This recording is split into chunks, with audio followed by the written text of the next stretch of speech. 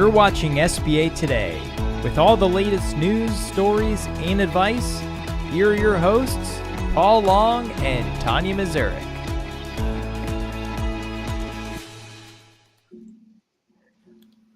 And welcome to SBA Today, presented by Res Title, your SBA title experts for the week of June 30th, July 1st, whatever you want to do.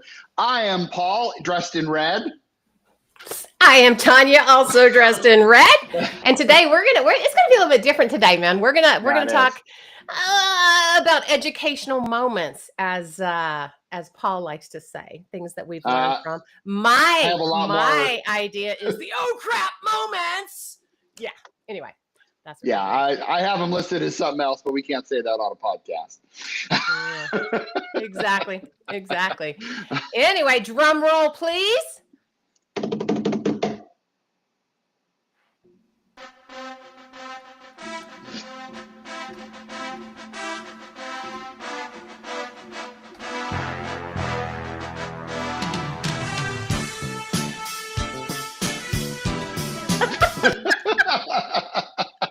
I love it. Thank you, Madison. So, like Tonya said, this is going to be a little bit different today because we're going to share with you some of those oh crap moments that we have had. And let's be real, it's not just us. I know every single one of you that are listening to this and are in this industry can relate to some of these. And so we just kind of want to share with you what some of those are. And of course, wait. We got to cover our butts first there, Paul. We're going to sit there and say, these may or may not be our own. These may or may not be the bank we're with or previous bank. These may or may not be something somebody else told us. So there's our butt covering for the day. CYA, baby. CYA. That's right. And the opinions of this podcast or opinions of these people are not those of our employer or whatever that disclaimer is. These people? Anyway, keep going. Well, okay. So first one, have you ever pulled credit before giving a term sheet? So Paul, I don't give term sheets. I am one of those. I don't give term sheets. Oh, very interesting. Here's why. Meaning I don't give term sheets up front. What we'll do is I'll do a proposal, but it's well down the road because we're prime plus 2 3/4 here, right? We have one thing. We're not competing with anything. And when I do compete with anything, as far as putting my term sheet out there, all it's for really is for them to take it and kind of check out and see what other things are. So what I do instead is work with the customer in advance. When it looks like it's something that I can do, we move forward with it. And then I'll send out a proposal, which is definitely different. My proposal of what I'm going to try to do for them, collect an earnest check, and then we move forward. So no, I don't pull credit in advance. That's interesting. That's an interesting thing because, obviously some institutions do pull credit before. Some put it in their term sheet that, these are the terms based on acceptable credit. I've worked for institutions that do both. So that's interesting. However, the reason why I asked that is because, I'm sure you've never had a situation maybe where you gave the terms, you've said, hey, Mr. Customer, any credit issues we need to be aware of? No, everything's fine. I have a 900 credit score. I'm being facetious. And they come back and divide that in half and they're at a 500. And it's like, oh, okay. There's ways around that. There are ways around that, Mr. Paul. Oh, really? Tell me about that. I'm saying I don't pull their credit, but that does not mean I don't tell them that they can pull their own credit. Well, 100%. That's true. 100%. And it may not be very specific, but it at least gives you an idea of what their monthly expenses or their monthly responsibilities are and a possible score and all that in order to use. So, that's true. I just don't like dinging credit if I don't know if I can work with them or if I don't know they're working with me. I don't want to freaking ding their credit. I don't want to be a car dealership, right? Like where you just go and you get hit. And you're 100% right. And I take credit pulls very seriously. And I know a lot of people do as well. So I think that's another reason why you kind of have to balance that out. But again, I know we've all been in those situations where, oh, I'm fine. and then it's bad. 100%. 100%. That's welcome to SBA lending, right? Yeah, exactly. All Do right, the next Paul. one, Well, the Tonya. next one. When you do business acquisitions, do you do a quick and dirty value? Oh, I like asking you this one first. Yeah. So I always, and I train always all of my team members to try to look at a value, and again, you can do a back of the napkin, kind of a quick, there's a cool sheet that that is circulating around in the world to kind of help you understand that. But you should understand the value, because if you're getting a value of, a $2 million business and you're cash flowing at 900,000, you're like, okay, I'm missing something. Mm-hmm. Am I missing assets? Am I missing some major major add backs? Like, but I think that's the difference between a C level BDO and an A player, is you're trying to jump ahead to find what some of those mistakes are. And that's a key thing, in my opinion. Well, and that's going to be not only on the multiples that they're choosing to use and what those multiples are based on. Is it based on net income? Is it based on revenue? Because they're different. Mm-hmm. They're different. And is it a business broker or somebody that's sending it in, that's sitting there telling you what their seller discretionary earnings are, and what are those in there that they're using in order to get these multiples? And I've seen that so many times where, oh yeah, gee, their net income is this, but we're going to add back, they built out their home bathroom at their private residence, and then 100%. And then they're putting that in. And it's like, no, you can't do that anyway. Well, yeah, add backs are fun. Add backs are always entertaining, but I absolutely recommend a lot of people to do a quick and dirty 100%. valuation, just to make sure you're within ballpark. Agreed. Low credit score. Have you ever went through anyways because you had a good story on a bad credit, and were you burned or not? Yes. And yes and no. Yes, I've gone through with a good story. I mean, specifically back when we were a GP lender, I mean, that's what we were known for, right? Is doing some of those really challenging ones that other people wouldn't do, which meant we are very much a story bank. And I'm a story lender. I'm going to listen to that story. So oftentimes people will have issues on their credit that were unforeseeable or a challenging moment, specifically when it's medical bills or something along those lines, or somebody has moved across country. I had a lawyer actually that had moved across country. They were buying a winery. He was going to do his business there, blah, blah, all this stuff. Well, there's some challenges when it came to the move, and then some medical issues came up. There were all these things, right, that weren't ongoing. They were previous. And so, yes, what I've done typically is, if there's an issue, there's a good story around it, I'm going to certainly try to move forward with them, because that's kind of why we're in this industry, right? Is looking at those stories and trying to figure it out. Have I been burned? No. Maybe because either the ones that I tried to get through that maybe back office didn't see the same way I did, maybe they didn't go through to begin with, so there was no burning. And the ones that we did get through, there were valuable stories behind it, and so they actually did well. So that's fine. So how about you? I mean, again, I've been doing this for a long time, and I've served as a BDO. I've done management. I've done a lot of different things, and I would say that low credit scores, yes, medical reasons is a common thing that you hear, and you got to hear the story on, right? Like, I totally get that. But it does, once you're in that situation, or once you're in that challenge of a credit situation, it's definitely hard to get out of. And you can be. So, I have, but I've also seen on the other side too, people come back from some of those. So, and again, 100%. This is a big reason why the SOP is silent when it comes to credit. It's lender discretion. And lenders, we shore it up with other things, right? So oftentimes it doesn't mean that we're just going to go through. There may be a different structuring that occurs, or there may be more things that are added in order to try to shore it up or make it stronger. And that's acceptable, completely acceptable, especially when let's say many banks won't do it and one decides to. Well, if they're asking for a little bit more to strengthen it, more collateral, more equity, more something, right? They're trying to get it done within the guidelines or boundaries they have. So anyway, sorry, had to throw that out there. What happens if you're like, okay, well, let's take your house and let's try to find some other ways? And they're like, no.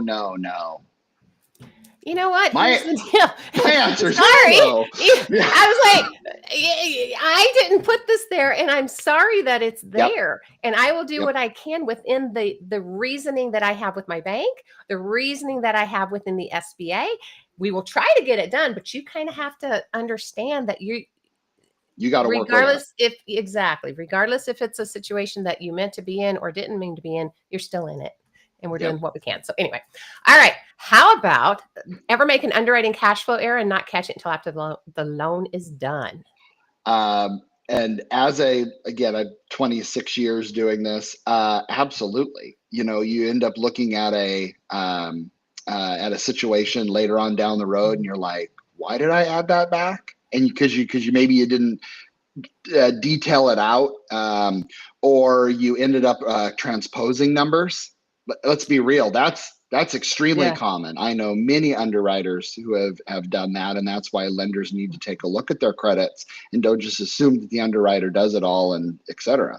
But yeah, there's been issues where a 3 should be a 9. It messes things up. What's been great? What's been great here is we really do a very, I know my team does, right? Do a very deep dive up front before even putting it into underwriting of what we think the spreads are. And we've got our way of doing it, right? And it might be more in depth maybe than some others potentially do it. But the reason everybody makes mistakes. So if underwriting comes back, and it's happened before, maybe CapEx is different than we put it in one way because we know what we were doing. They put it in a different way. And so we can talk about it, or they see a number that we missed, or we have a number in there and they don't understand why. Anyway, when we get theirs back, we can compare the two and then discuss it. So I do like when you put more effort in up front, I think you get more on the back end and less mistakes. Does that make sense? Agreed. And that's why I'm a huge believer of pre-flights. Pre-flights are important, and do some quick and dirty cash flow. Have you ever had a seller note that goes on full standby yet being paid anyway? Well, Paul, to my knowledge, of course not. But do I think it happens? Of course so, because we don't know what's going on. We've talked about this before, right? We do what we can. Right. We tell the rules, we tell the eligibility. We're not sitting there like freaking the mama bear going back and looking what our children are doing that deep. We can't. There's just no way. And so do people do things outside of the system that we are unaware of? Absolutely. So I'm just going to say that. 100%. Yep.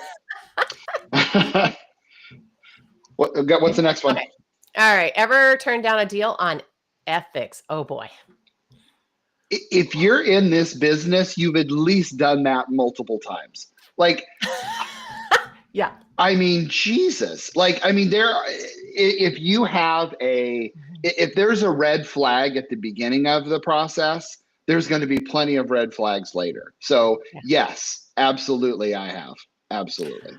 And I'm going to take that a step further because you know me, Paul. And yes, I've absolutely done that. And I've done it for both reasons. So on both sides, both for they're sketchy up front and it looks like some red flags that I'm just not comfortable with. I'm not going to do it. I don't care if I can get it done, right? By being sketchy, it's not worth it to me. But on the flip side too, I'm prime plus 2 3/4. Now, I get people that sometimes reach out to me via LinkedIn, right? Because they see me on LinkedIn, they reach out about a deal. And it is a borrower that has an 850 credit score, has collateral out the yin yang, has tons of liquidity to put in, has perfect. I mean, all of the things are perfect, and they truly are an A paper deal. They reach out to me because they see me, or they reach out to me because of some other reason or whatnot, because they just don't know any better. But I might actually have this discussion with them as far as, have you talked to the bank that you're currently with?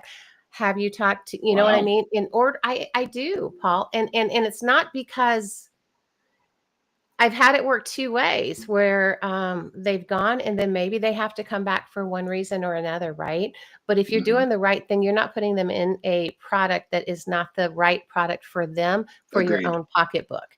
And I True. was always brought up in banking that it's the borrower first, the bank second, myself last. And I've seen it work multi ways. So for Yeah. me, ethics and morals come so far ahead of what I put in my pocket. Yep. I've seen it both ways. So Agreed. Nope, I anyway, agree with that. I am going to skip around on our questions here. Sorry, Madison. Tonya. But have you ever had to go back and forth on signature paperwork after the deal has closed? Mhm.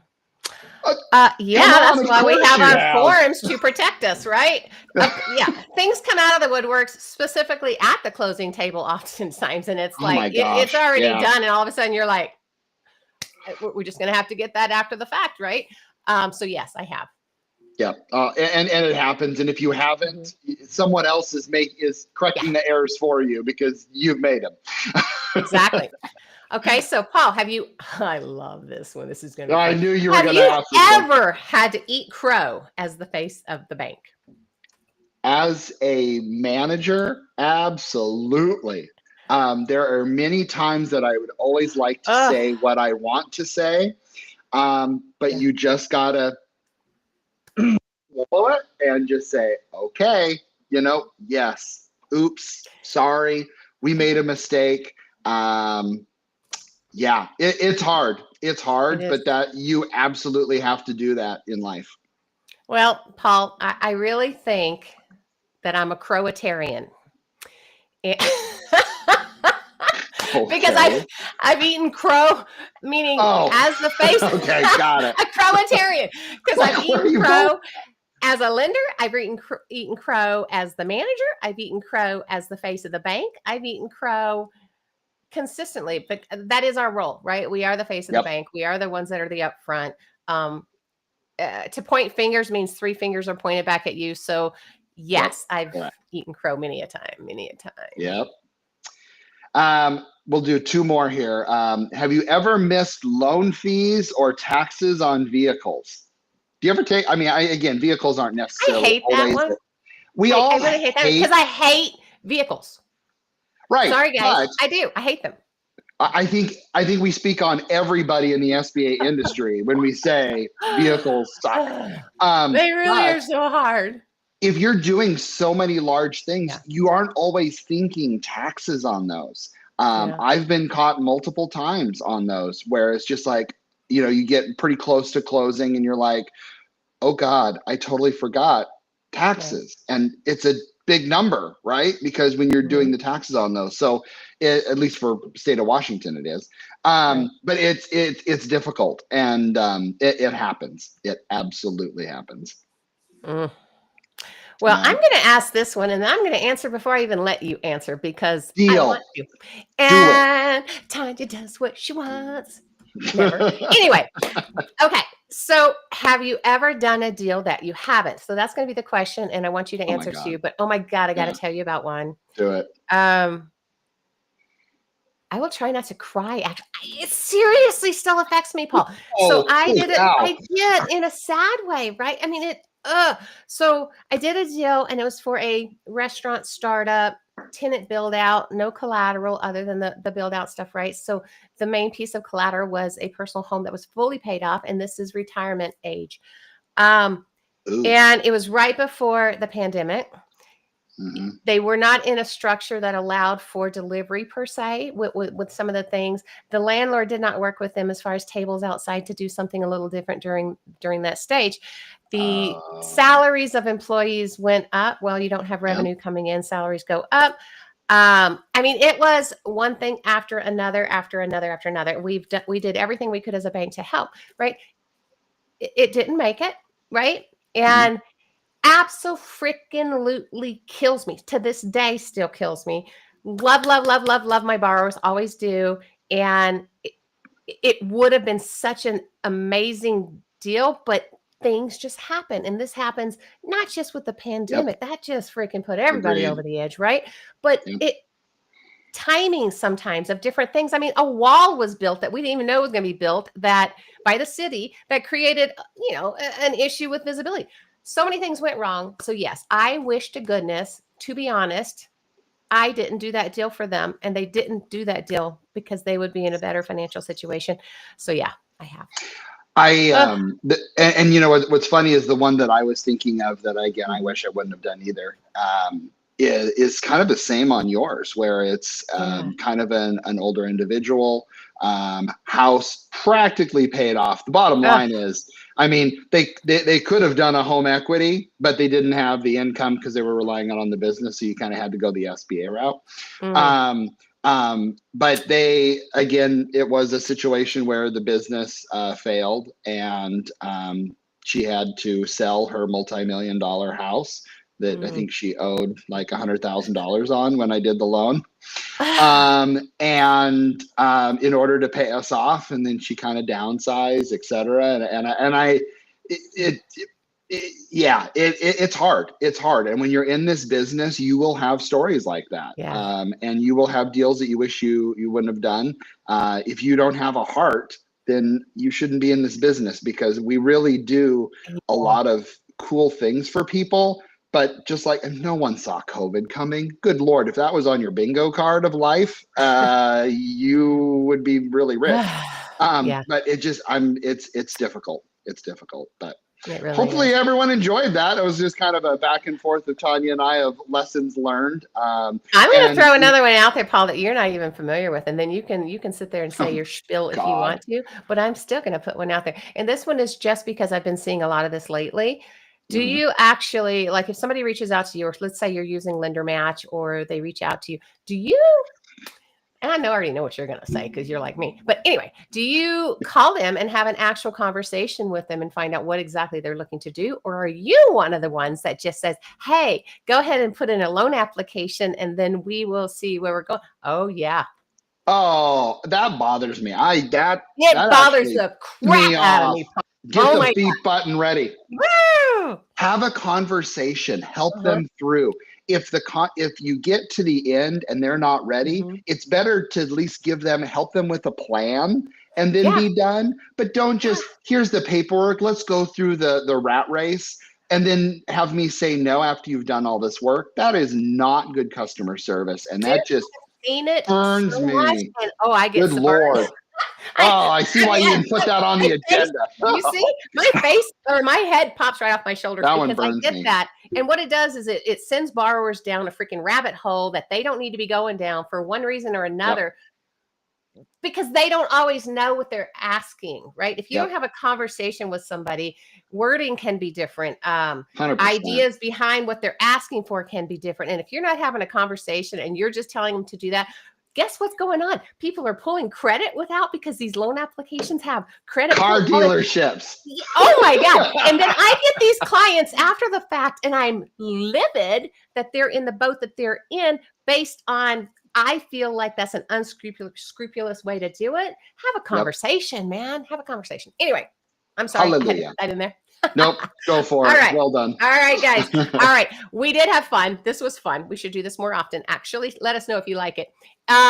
Join us here every Tuesday, 9 a.m. Mountain Standard Time on LinkedIn and or YouTube or any of the streaming platforms where you get your podcasts. Join us for our family of, podcast show, which is the Art of SBA Lending and the BDO show. Maybe if you need some title work, go check out our sponsors, Res Title. If you like what we do, go ahead and follow and or message Paul or I on our personal LinkedIn pages. And other than that, rise up with your big bad selves. Know that we think you're awesome, and we'll see you next week. See you later.